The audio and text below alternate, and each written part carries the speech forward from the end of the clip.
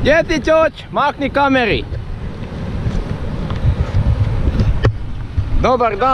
Dobar dan i dobrodošli na ručak na Savi broj 1. Predjelo Na meniju mlinari. na meniju. Današnji meni se sastoji od rastučkih mlinara. Predjelo Darko Matešić, zvan Ćoć, otprilike 78 kila. I ja, moja malenkost Antonio Puškarić, 85 kila, pojeo sam sinoć kebab. Da, idemo uzeti lijevu liniju prvo, pa ćemo poslije testirati s desnim linijama i nekim surfanjem. Vidimo se.